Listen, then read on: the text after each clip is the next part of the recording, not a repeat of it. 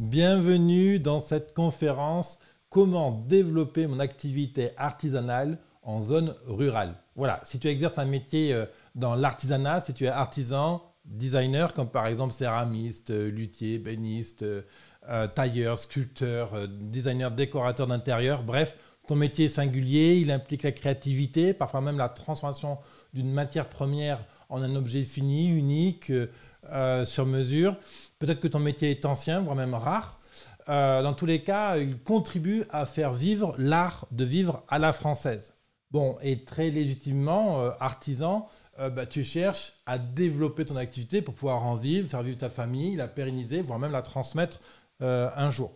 Et pour ça, tu as très probablement employé un ensemble d'idées, de ressources que nous, on va qualifier de fausses bonnes solutions. Parce que beaucoup d'idées qui reviennent et qu'on entend, nous, quand on prend au téléphone les artisans, sont des fausses bonnes solutions. Autrement dit, c'est des idées qui semblent bonnes, mais qui vont venir sur le long terme, et même des fois à très court terme, venir vraiment te freiner, t'embourber dans du stress, compliquer la trésorerie et au final t'éloigner de ton objectif premier. L'objectif premier d'un artisan, tu me diras si tu es d'accord, c'est d'être dans son atelier, de faire des créations, d'en vivre et de rester connecté à cette joie primaire qui t'a motivé à te lancer dans cet artisanat. Bien sûr, on cherche à développer son activité pour pouvoir avoir une trésorerie confortable, pour pouvoir générer un chiffre d'affaires solide et récurrent année après année. Alors, au final, si on regarde quel est vraiment le premier métier d'un artisan, c'est de créer du lien. Voilà, donc un lien entre la matière, les objets, la philosophie, ses idées et ce qu'il crée, et bien sûr un lien entre tes prospects, tes futurs clients, ce que tu veux faire, ce que tu leur proposes, etc. Créer un lien de confiance. Et ce lien de confiance, il est souvent mis à mal, typiquement parce que tes futurs clients vivent au quotidien des mauvaises expériences avec des artisans. Et pour ça, il s'agit, c'est très facile à vérifier, pose la question, quelle est la dernière expérience que vous avez eue avec un artisan? Et les gens, souvent, vont te répondre, regarde, c'est le plombier qui est venu là, il m'en a foutu pour 2000 balles, et ça fuit de tous les côtés, ça marche. Regarde, j'ai voulu commander des fenêtres de compagnie, regarde, le mec, il m'a foutu ça n'importe comment, c'est dégueulasse, là, c'est toujours à reprendre la peinture. Voilà. On vit très souvent de mauvaises expériences avec les artisans. Et donc ça vient renforcer encore la difficulté finalement à convaincre des personnes à travailler avec nous. Et ça, même quand on fait de la poterie ou quand on fait des objets qui sont plus artistiques, plus abstraits peut-être, plus soumis à la subjectivité des utilisateurs. Et développer son activité en zone rurale va avoir au moins deux implications. La première, c'est que il est possible que tu sois soumis à une concurrence plus forte parce que les gens se comparent entre eux dans le milieu rural, voire même périurbain, on se connaît tous. Et donc, on fait une recherche par bouche à oreille Google. Et donc, on est directement comparé aux artisans similaires à nous à proximité. Et la deuxième difficulté, c'est la poche de client qui est simplement limitée. Voilà. Et donc, ces deux limitations vont aussi nous gêner dans notre développement et vont accélérer le fait d'employer des fausses bonnes solutions. Typiquement, déléguer toute sa communication à une agence de com en se disant qu'ils vont savoir communiquer. Ou alors mettre un max de budget sur Google AdWords ou Facebook Ads. Et évidemment, ça ne marche pas comme ça l'histoire. Et la pire des fausses bonnes idées, c'est de dire « Oh pépère, mon activité elle marche bien comme ça, je touche à rien ». On le voit bien, inflation, Covid, etc. En fait, nous sommes tous vulnérables dans nos activités.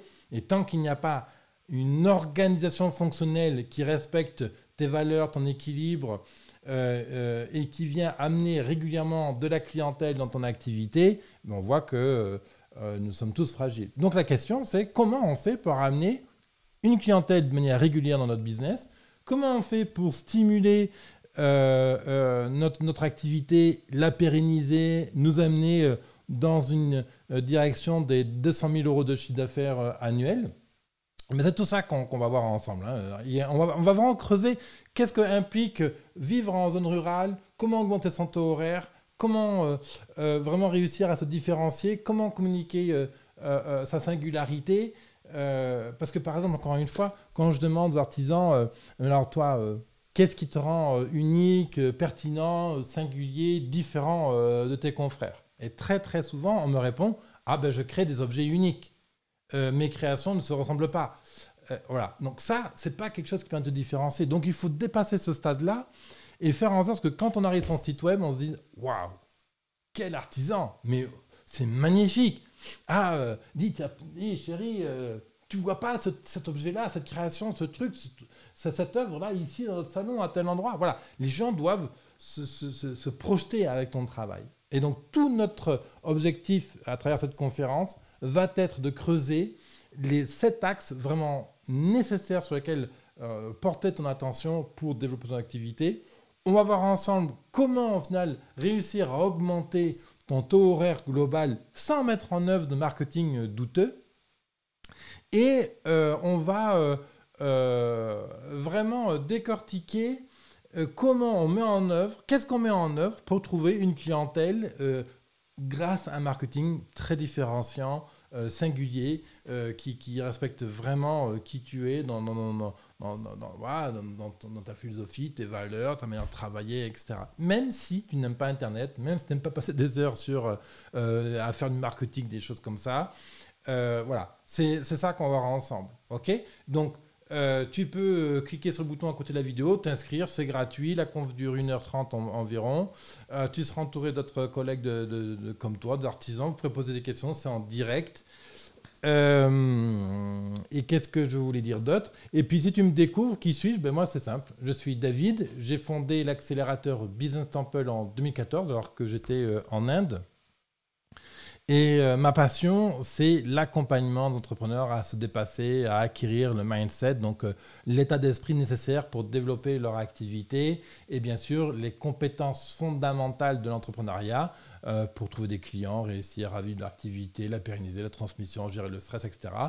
Et techniquement, je vis dans les Cévennes je suis issu d'une famille d'agriculteurs en bio. Voilà, donc l'artisanat, c'est quelque chose qui me parle parce que j'ai grandi dedans. Voilà, en tout cas, ce sera un vrai plaisir de pouvoir t'accueillir. Inscris-toi maintenant et je te retrouve lors de la conférence en direct. Merci à toi, à bientôt.